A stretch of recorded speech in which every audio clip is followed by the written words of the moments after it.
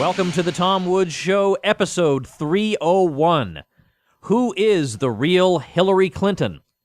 She is the military-industrial candidate, says our guest today, Kelly Vlahos. Kelly has spent the last 14 years as a reporter and columnist in Washington, D.C. She's currently a contributing editor for the American Conservative magazine and a longtime political writer at FoxNews.com. Kelly, welcome to the show. Oh, thanks, Tom. Thanks for having me. How can I not talk to you about an article called The Military-Industrial Candidate? Was that your title or Dan McCarthy's? You know, I think it was a collaboration there. I believe I mentioned it in the column, but I think that was a overarching theme of the story itself. I'm going to give credit to one of my sources.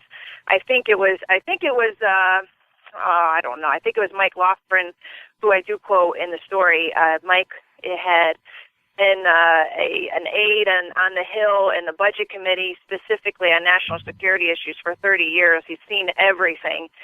And one of the first things he said about Hillary Clinton when I interviewed him about this was that she is the military-industrial candidate, that she is the military-industrial complexes candidate, meaning that she will go to bat for them, specifically on budgets and war issues. So I think that sort of became a thread throughout the article. We'll get into the specifics in a minute, but I'm amazed at the degree to which the Fox News wing of the electorate is so unaware of Hillary's real identity. She is in no way a pinko lefty peacenik in that sense of lefty. Well, what's interesting, and I have to disclose, I do work for Fox News. I am a writer for them. So, I mean, which is, I think, good, and it helps inform my writing, because I am aware of how the different political interests are viewing candidates, storylines, narratives, what have you. That said,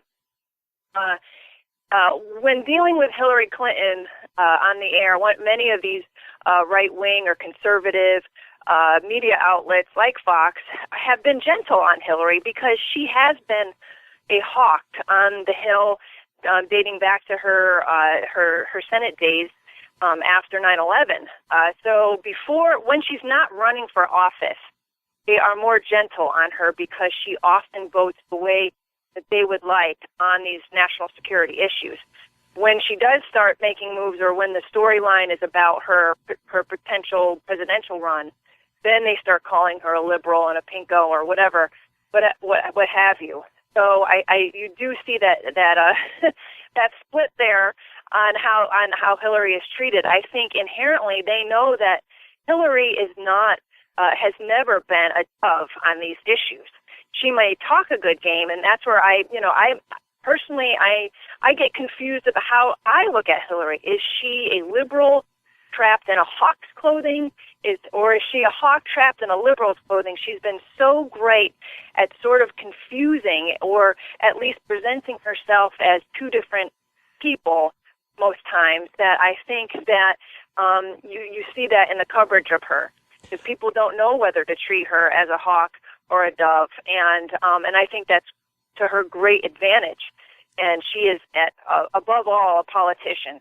And she's been able to craft a persona in which she is seen as a sort of mother goddess figure, where she goes off into the world and she wants to help women, and she wants to forward human rights in different countries and democracy. But at the same time, she has advocated war time and again to forward those goals, to achieve them. So it's fabulous, because she does appeal to both sides. She appeals to the liberals because she's out there talking about women's rights, and then she appeals to the hawk to a certain extent, because she has voted for war. She has advocated for war since her husband's days in office. It makes me think she has no principles whatsoever. I can deal with people whose principles are the exact opposite of my own. At least I know where I stand. Yeah. But given her whole career and given her obvious lusting after power, it seems to me that she's kind of like John McCain, in the sense that I remember McCain saying something along the lines of, and I'm going to clean it up a little bit, but if they want their stupid fence on the Mexican border, I'll give them their stupid fence. Like whatever these stupid rubes want, I'll hand it to them if that's what it takes for me to get in. You know what? I might have to disagree with you there. Oh, good. All right. No, I'd love to hear it. All right, tell me. Well, personally, I think that she has principles. It's just that I think that many of us and many of people in your audience would be fearful of those principles. When I cite in my piece, she had done a review in the Washington Post of Henry Kissinger's recent autobiography. She talked incessantly about global world order and how the United States is, and this is very messianic in a way, where it is sort of the beacon that's going to go out and help bring democracy to these countries. It is our responsibility as a nation, as a democratic nation, to go out and help these other countries see the light. I'm oversimplifying here, but she really does have that vision that we are a global, capital G, leader. And what I'm concerned with, and I think your audience would be concerned, is how does she get to that point? Well, for Hillary Clinton, she gets to that point in many examples through war and intervention. And I think that if there's any consistency in Hillary Clinton's career, it is her belief that we have this mission, this global mission, and that in many cases she has advocated military intervention to see that go through. So I do think she has principles. It's just those are the very principles that I think you and I are nervous about. But yet when she says, at a time when it requires the expenditure of no political capital at all to say so, that in retrospect, if I had known then what I know now, I would not have supported the war in Iraq. Can we take that seriously, though? Yeah, no, I agree. I do agree with you there, and that is a fantastic example. And many politicians of her ilk have done the same thing in the wake of the Iraq War, where they say, including Henry Kissinger.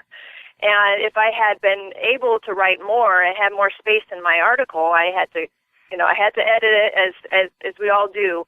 But I make a note that Henry Kissinger, who is this lionized figure of national security wisdom, and has been since the Vietnam War, which is confusing in itself, that someone who was integral in one of the most failed, disastrous foreign policy and national security events of our recent memory is lionized in such a way.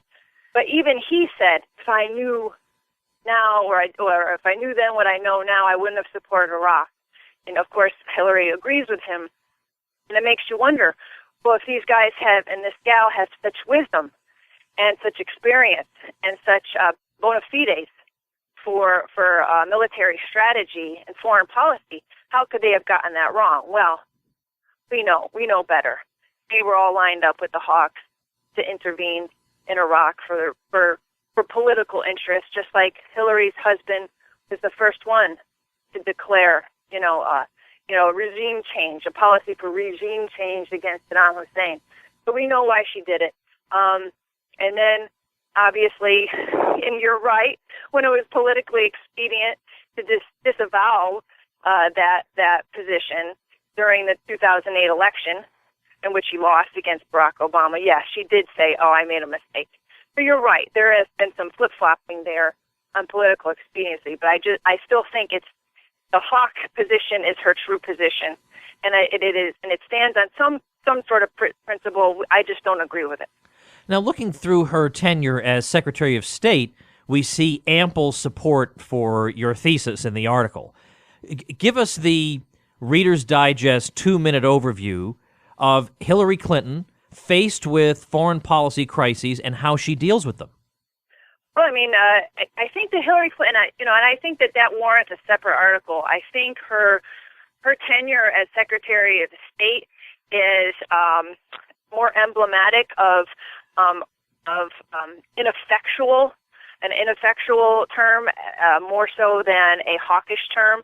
I think on the hawk side, she supported all of Obama's policies, and Obama's policies were bombing Libya, getting an intervention there.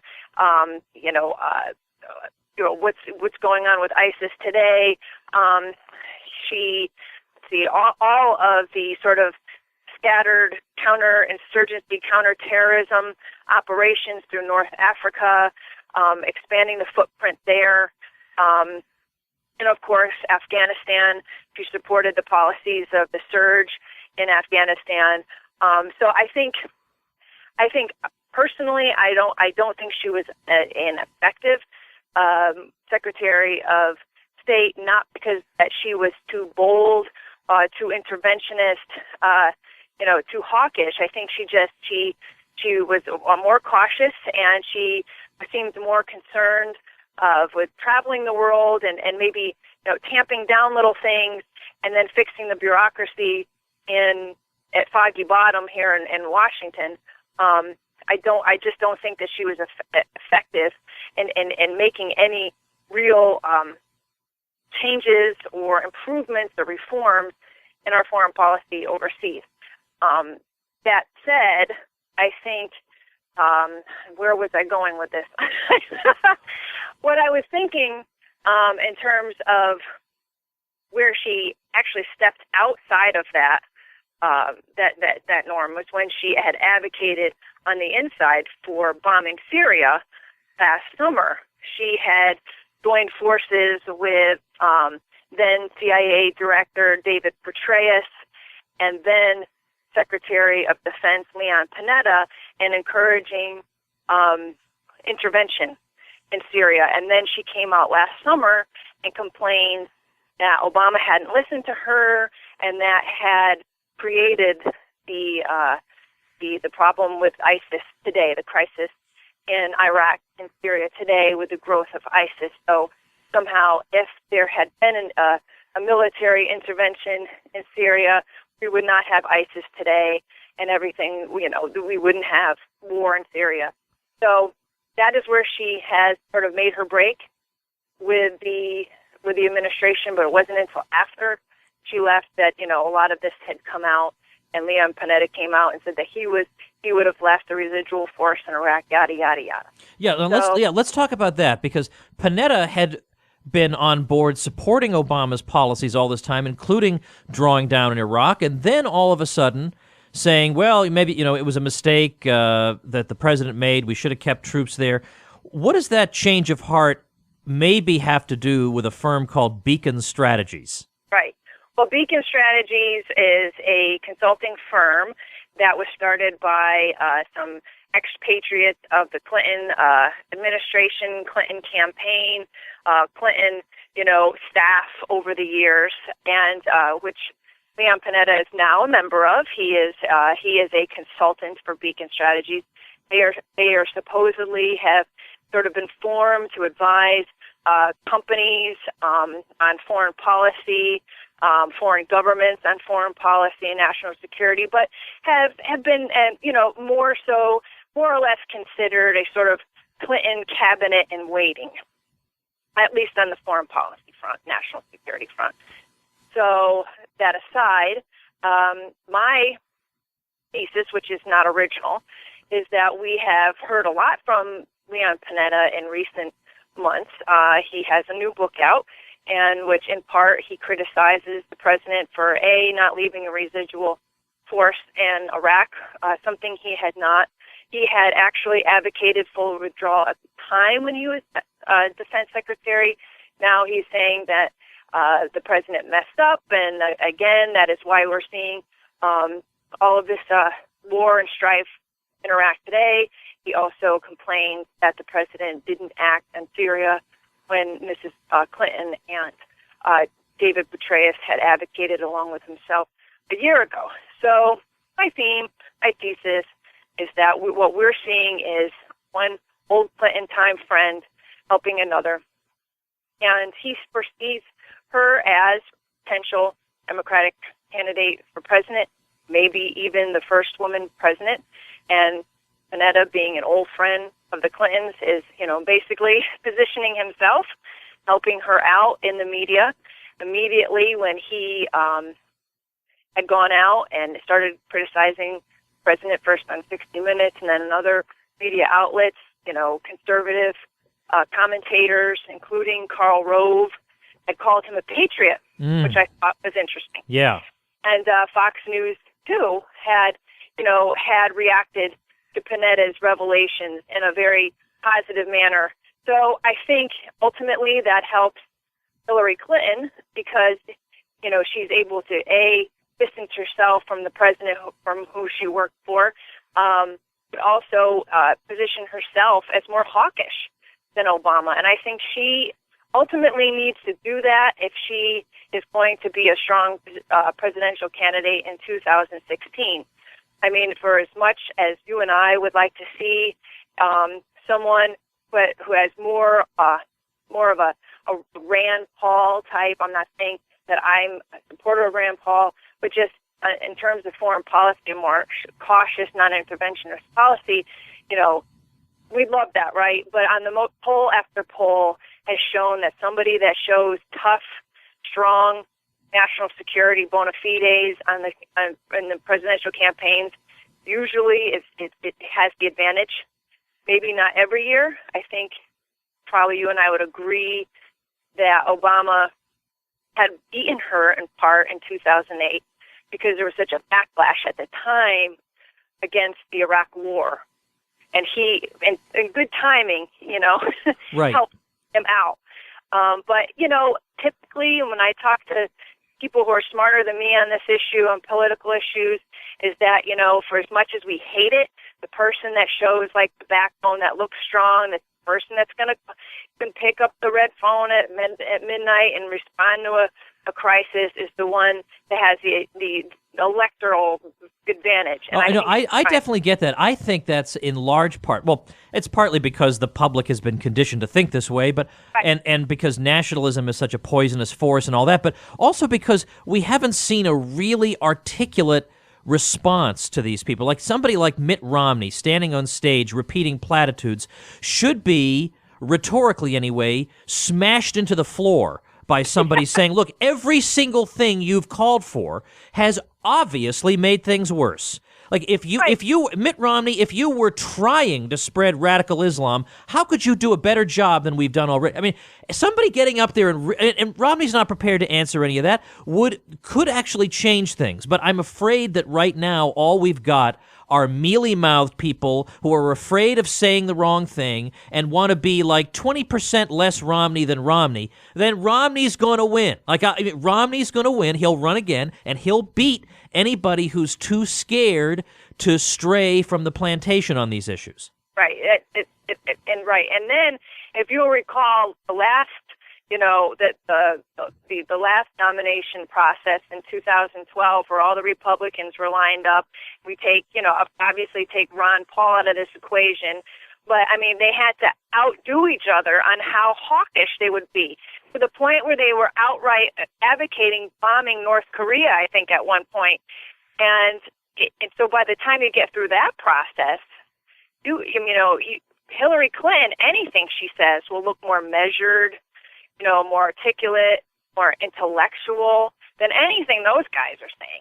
Right. Even though what she's really advocating is just the status quo when it comes to military and foreign policy issues. I talked to Bruce Fine once, and he said that the one thing that would make running for president fun would be being in the debates with foreign policy knowledge and wiping the floor with everybody else. I mean, that's what I want to see someday. That would be nice to see. Now, I don't think I'm going to see it in the Democratic Party, and the reason is that I think Nixon was right in the early 70s. He knew that the reason that there were all these anti-war protests was because of the draft. If I get rid of the draft, For all these people who say, I'm out on the streets for the principled reason that it's wrong to kill all these foreigners, they really just wanted to save their own rear ends. Now, there's nothing wrong with that. No way am I opposed to people who want to save their own rear ends, but I am opposed to people who claim that they're standing for principle, but then when their own comfort is assured, they disappear. Likewise, since that decision to take the draft off the table, anti-war has not been as big of an issue as it used to be. And I wonder, are there enough Democrats who care about peace who won't jump onto the Hillary bandwagon? I'm not talking about the people at Counterpunch. There are 12 of those. How many among the Democratic Party? Are there enough to be an obstacle to Hillary? Well, and I don't know if you've talked about this lately on your show, but there were some, Jim Webb, conservative Democrat out of Virginia, has launched an exploratory committee for president. I did a story on this for FoxNews.com, and I talked to veterans and I talked to conservatives because, they're my friends. And so I had to pull this together, and I kind of knew where I wanted to go with this because, we all know that, Democrats will vote for Democrats, but I wanted to know about conservatives voting for, independent conservatives voting for Jim Webb. And to a person, they said, we don't know if he has a shot, but I'll vote for that guy because I don't want to see Hillary getting the nomination because they feel that he's got the bona fides. He's a Marine. He worked under the Reagan administration as Secretary of the Navy, and he has been vocal about non-interventionist issues. He voted against the Iraq War. He refused to get in line to be seen with the president when he first was elected senator. His son was fighting in Iraq. I don't know if you remember this story, but he all the freshmen were getting in line to get their picture taken with Bush, and he wouldn't get in line. Yeah, I remember that. And Bush noticed, and he came over, and he's like, "Hey, Jim, how's your son?" He goes, "I'd rather not talk to you. That's my business." And he goes, "When are you going to get our boys out of Iraq?" And Bush said, "That's not what I asked you. I asked you how your son was." And I forget the exact response to that, but it wasn't nice. But see, that to me shows somebody. I don't want to get caught up with politicians and enthusiasm for politicians, but normally you just completely fold and melt in the presence of the president. And somebody who refuses to do that and refuses to get starstruck does get my attention. I'll at least put it that way. And what also gets my attention, and I think gets a lot of independent conservative attention and veterans, is that he was able to prove that you can be pro-veteran without being pro-war, and you can do it in a way that's really smart and effective and actually productive. And when he was elected to the Senate, he had pushed. He was the author, and he pushed for reforms to the GI Bill. Now, there's a lot of flaws to that GI Bill, probably unforeseen, but that could be another show. But the point was that his first order of business was going to bat for the veterans.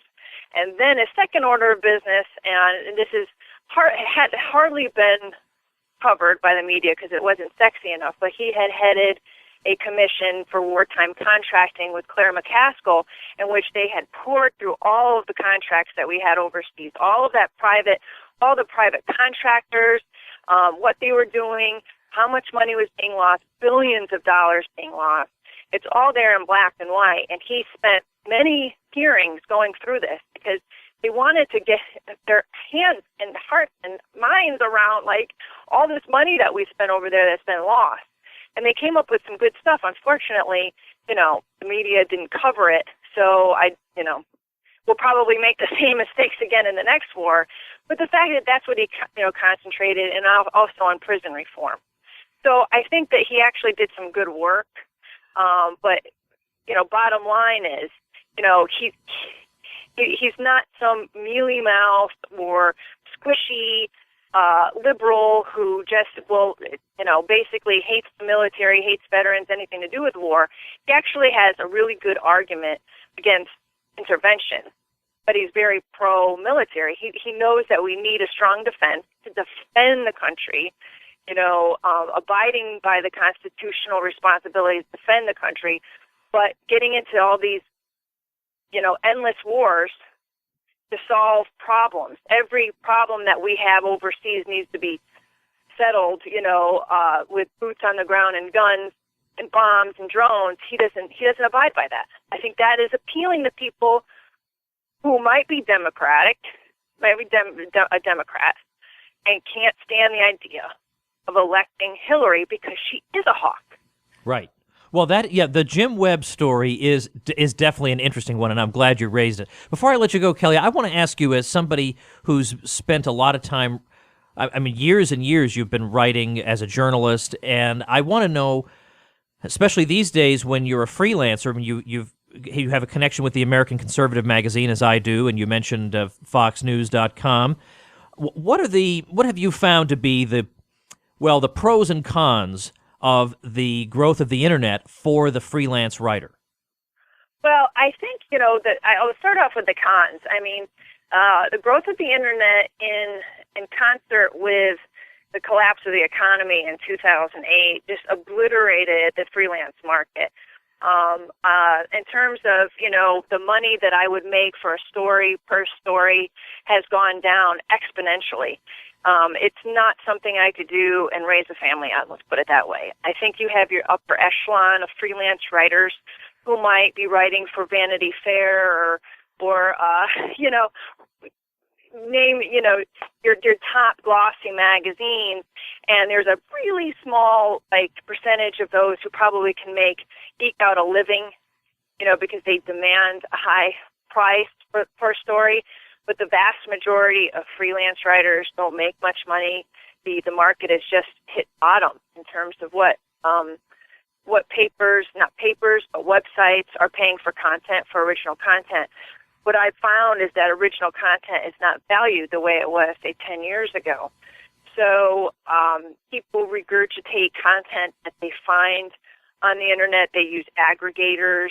They have kids right out of college who, not putting them down, but with very little experience in the business, just basically cobbling together stories and slapping a byline on it, or not even a byline on it, for employers. I found that, the quantity is valued over quality. So you have a lot of websites now that are just hiring people to basically just rewrite copy, as opposed to going out and finding freelancers to write for them, and then paying them a decent wage for that. Of course, the positive is that we have so much access to information now that we didn't have as a freelancer, as a reporter. I mean, obviously, it's so much easier to access documents and files and data, whereas when I first started out in the business over 20 years ago, you'd have to actually go to City Hall, you'd have to get things faxed, you have to do a lot more on-the-street gumshoeing, which I kind of miss those days a little bit, but on the most part, the access. And, I'm able to promote my stories, on such a wide basis now through Twitter. For example, I use that my chief way of getting my stories out on Twitter. And, back in the day, even 10 years ago, a story would come out, and sometimes I'd feel like it was going into a black hole, especially if it was going to a small, tiny niche audience. So I think that there's definitely pros and cons. Well, I've got your website up on the show notes page. Show notes page for this episode number 301, is tomwoods.com/301. Your website is kellyvlehos.com. That's Kelly with an EY and then VLAHOS. And then I'll put up your Twitter link also, but tell us what your Twitter name or handle or whatever the thing is. What is it?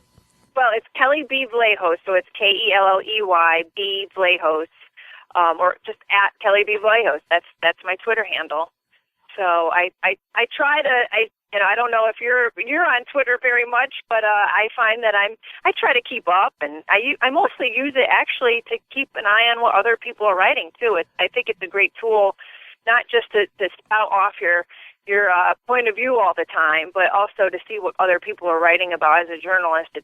It's kind of been really neat for me. Yeah, see, I think I just hit 30,000 Twitter followers, which is not. Oh, you're way ahead of me. Well, my Twitter followers are always slightly less than half of my Facebook followers, and yet on Facebook I get 20 times the interaction, and And so I still use Twitter because there are people I'll never reach on Facebook via Twitter. And how much effort does it take to put out 140 characters? But I haven't quite mastered it, really. But you're right. Dan McCarthy of the American Conservative says the same thing about Twitter, that he uses it primarily as a news aggregator, really, to see what other people have identified as interesting articles, and then he follows up on them. My problem is I follow so many people, I haven't taken the trouble, I haven't had the time, really, to sit down and make a separate list of the people whose content I really, really value and I want to look at for story ideas and stuff, and I really should do that. I suppose you've probably done that. You know what? I'm with you. I've kind of never moved away from the main timeline. I've done a couple lists. Like when I was working on election night, I did make up a list of all the prominent election people, writing about the election, because I really needed to kind of keep on real time with what was going on. But I haven't got as savvy as some folks who have different lists going on, and so I'm not an expert on that, but I do find that, and you probably do too, that 10 years ago, I keep saying 10 years ago, but several years ago, blogs were the big thing. So you would go to different blogs every day to check on what people were saying, and they would link to different stories about that everybody was talking about. Right. And it's fun. For me, it's Twitter. So I go to Twitter every day, and then I go linking off to wherever. I don't go to the blogs first. I think that's an interesting. Yeah, that is an interesting development. Well, it sounds like you and I have the same situation where we each have a long list of things that if we had 3 spare lifetimes, we would eventually get to. Like we know would be valuable, but I just can't do it now. Well, Kelly, I'm really pleased to talk to you today. I don't know. I mean, if you ask me, this was just an absolutely fantastic conversation. So, I mean, just keep me in mind when you have especially if you have a story that you feel like is unjustly being buried and doggone it, it's got to get out there. I want you to make sure and drop me a line. Oh, I will. I appreciate it. And I plan to stay on Hillary, like glue for this election, because I really think that there has to be another voice out there, not necessarily the shrill right-wing voice that says that anything she does is wrong and she's a witch, but the voice of the independents that often you don't hear saying, wait a minute, and so I plan on being that. I don't want to elevate myself too much, but I do plan on keeping close to her in my reporting. So. Well, that is very important, and I'm glad you're doing it. Thanks so much for your time today. Thank you. All right, so the show notes page is tomwoods.com/301. A couple things for you guys. I've told you about a new podcast that's coming in 2015 that will feature Bob Murphy and me, and we're going to refute the Paul Krugman New York Times column of the week and thereby teach economics.